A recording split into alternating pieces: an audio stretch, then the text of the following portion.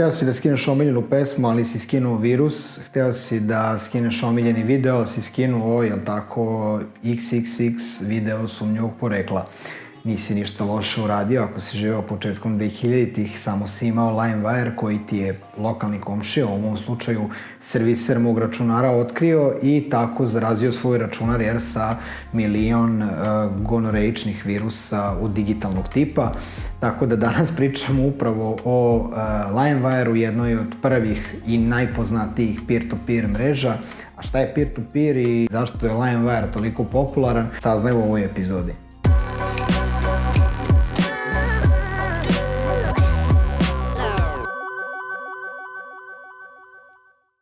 Dakle, šta je to LimeWire i zašto je on bio bitan za odrastanje svih nas? Verovatno će se masa vas setiti tog programa, to je onaj simpatični zeleno-žuti limun presahli koji se nalazio na desktopu svakog poštenog domaćinskog računara tog vremena. Ali šta je on predstavljao za vas kao klince, to je bilo jako upitno, sumnjivo i često je dovodilo do toga da ili reinstalirate Windows, da roditelji plate dodatnu reinstalaciju Windowsa jer je on potpuno upropašten nekom virusčinom, nekim trojancem ili nekom, sačuvaj Bože i sakloni malverizacijom koja nije mogla da se skloni sem da se kompjuter možda razlupa, potopi u vodu, svetu vodu i dovede u radno stanje. Šalimo se, naravno, peer-to-peer servis koji je nastao tamo negde početkom 2000-ih, odnosno tačno 2000-ih, osnovala ga je ekipa koja je bila okupljena oko Marka Gortona, inženjera softverskog i preduzetnika, koji je svoj neki način zarade, odnosno povezivanje, jer tad mislim da nije bilo toliko bitno da se zaradi, već više da se ljudi povežu, kao što je i Facebook nastao kao univerzitetska mreža. Negde je video Mark Gorton da postoji neka mogućnost da putem neke takozvane, nećete verovati, gnutela mreže, iako nisam inženjer, neka mi oproste svi oni koji su senior developeri, medior ili juniori negde, da me ne potope odmah, nemam ništa pojma o tome. Ovo sve što sam znao LimeWire, znao sam da kliknem download, skinem neki užas koji me je zanimao, neku dobru pesmu Linkin Parka i molim Boga da mi se komp ne raspadne, ali to sam čak i te kasnije skontao kad bi se komp raspao 2 puta. Ono što je bila peer-to-peer mreža, ukratko da objasnim, nećemo smarati, izbacit ću negde tu definiciju, ali to je bio taj moment downloada bez posrednika direktno s nečeg računara. Dakle, neko ko je bio na peer-to-peer mreži, kad ste vi ušli u LimeWire, vi ste mogli da skidate stvari sa nečijeg računara ako je neko to verovatno dozvolio ili dao da deli, da šeruje, i vi ste to skidali bez ikakve nadoknade autoru, bez ikakve, čak je bilo i brzo skidanje. Ako ste imali dobru mrežu, ako je mreža bila dobra i konekcija, vi ste mogli da skinete jako brzo gomilu stvari. Mogli ste da se nađete oči u oči sa gomilom nekog bolesnog sadržaja koji nije bio baš primeren za decu naših godina, ali mogli ste isto da se susretnete sa gomilom virusa koji su u vašem računaru radili svašta i često mu rušili sistem i prljali ga do te mere da više tu ništa nije moglo ni da izraste ni da nikne, nego da ga prosto prodate ili da ga menjate za nešto bolje, recimo neki šporet ili frižider. Sve u svemu, brat Mark Gorton je za sve nas učinio jednu jako veliku stvar, a to je da nam je obezbedio skidanje muzike na naše male MP3 playere, telefone i slično, bez te neke naknade, odnosno kao danas što imate Deezer, iTunes i slične servise gde vi u stvari Spotify, gde vi u stvari plaćate autoru, prava na to da slušate njegovu muziku, što je po nekim zakonima države, i sveta dozvoljeno, ali po zakonima tebe kao 13-godišnjaka naloženog na Evanescence i na Limp Bizkit to nije uticalo uopšte. Ono po čemu je LimeWire bio poznat je bila jednostavnost. Sve ono dakle što vidite na internetu i što je zaživelo bilo je jako dobro pripremljeno i predviđeno za običnog korisnika svog običnog home PC office računara koji je on koristio malo za po kući, malo za igre, malo su tu i deca neka igrala, malo su tu neki film pogleda, malo su tu ubaci neka muzika, i taj softver je bio, odnosno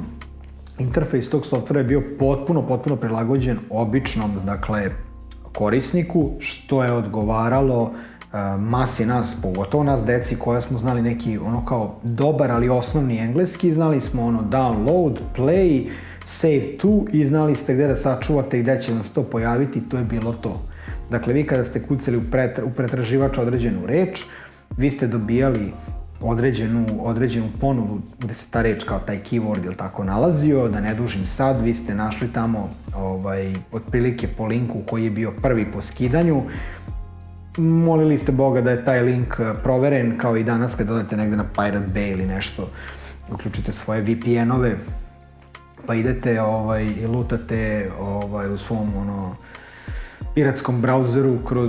kroz more interneta, tražite besplatni sadržaj na koji nećete da potrošite krvavo zarađenu platu, a vi kao klinac tada niste uopšte imali platu, nego ste izborom se sve uglavnom na tu kao pirateriju za koju vi niste znali. Sad šta je kod LimeWire-a bio fazon? LimeWire u svojoj suštini u početku nije bio piraterija. On je bio deljenje fajlova između personalnih računara, međutim, ono što je uzelo maha, to je da su počele određene kompanije, određene produkcijske kuće, filmske kuće, čak i kuće koje su proizvodile video igre, jer često ste mogli čak i igre da skidate preko LimeWire-a, počele su da uviđaju da LimeWire uzima maha i da suštinski, što kaže Mirko Topalović, koliki je moj deo. Ovoliki. Dakle, nije bilo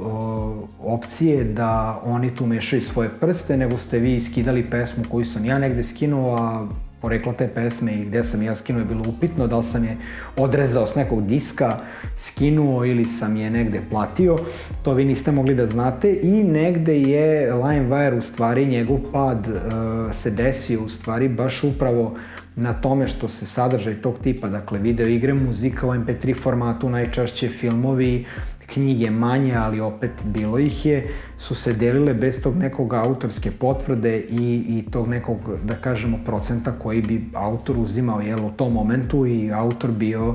uključen u čitav taj proces skidanja i muzike i filma i slično. Dakle, tu se pojavila jedan ozbiljan problem i LimeWire u tom trenutku, na vrhuncu, da kažemo, svoje moći,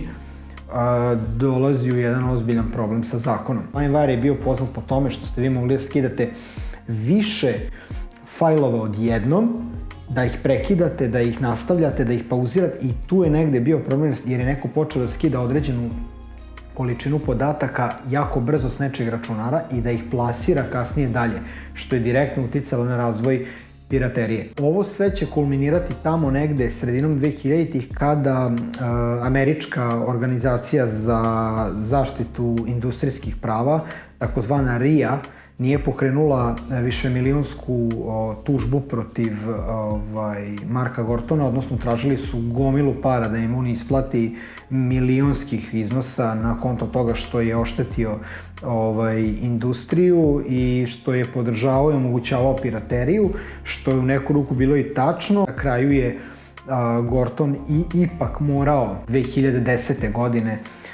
da prekine svoj rad i da ugasi LimeWire kao peer-to-peer servis zato što je on kršio upravo ta prava. I LimeWire tada, onako, jedan izlaz u svet, jedan izlaz u prvu priliku, ono kao da nešto direktno skidate s nečeg računara i preuzmete kao svoje, prestaje sa radom. Do 2010. godine ja ga lično nisam više ni koristio, meni je koristio za neke igre i muziku i generalno sam navukao dosta virusa, tako da sam brzo i odustao od toga.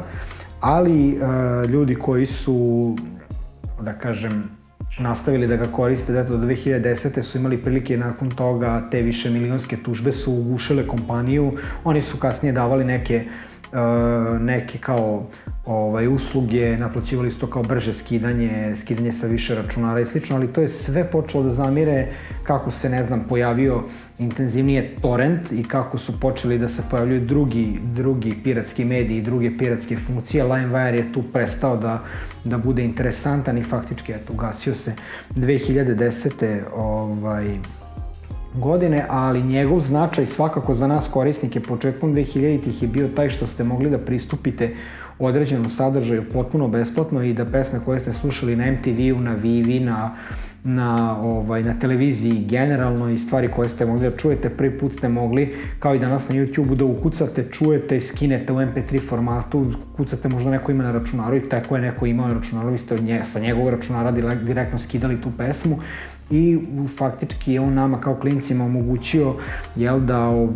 dođemo do nekih stvari koje mi nismo niti imali novca da kupimo, platimo, a druga stvar, i CD-ovi su tad bili skupi, teško ih je bilo piratizovati i mi nismo znali, ali generalno to bila prva prilika da u MP3 formatu vi skinete gomilu neke muzike i tako da skinete na svoj računar i posle pravite playliste na svojim MP3 playerima, kasnije u telefonima. I negde je LimeWire i zaslužan za to što smo imali priliku da pristupimo nekom sadržaju, bio on dobar ili loš, da pristupimo nekom sadržaju potpuno besplatno, fokusirajući se uglavnom na tu razmenu između računara. To je bio neki začetnik neke ideje, njegov pandan je bio i BearShare, o kom sam hteo da pravim posebnu epizodu, vidjet ću još da li je to neka ideja. BearShare je imao i neki chat, pa ste mogli da delite, isti je princip bio deljenja fajlova, pa ste u BearShare-u mogli da chatujete, ali i BearShare ugašen upravo iz istog razloga jer ste muziku mogli da distribuirate bez plaćanja autoru njegovog dela, odnosno njegovog dela prava. Tako da BearShare i LimeWire više ostaje ono kao čuveni logo u ćošku, mali limun koji je pravio probleme uglavnom vašim roditeljima, a ne vama, jer vi niste u tom momentu verovatno bili svesni da je taj virus mogao da ugrozi, ne znam, neke fajlove, da neki malware preuzima vaše podatke i slično. Bila je ovo još jedna epizoda nekih nostalgičnijih i boljih vremena za sve nas. Moje ime je Stefan Dimić, vi ste na kanalu Milenijalac, mesto gde nostalgija nije simptom, već, preka potreba i nešto sasvim normalno. Do sledeće epizode, ćao!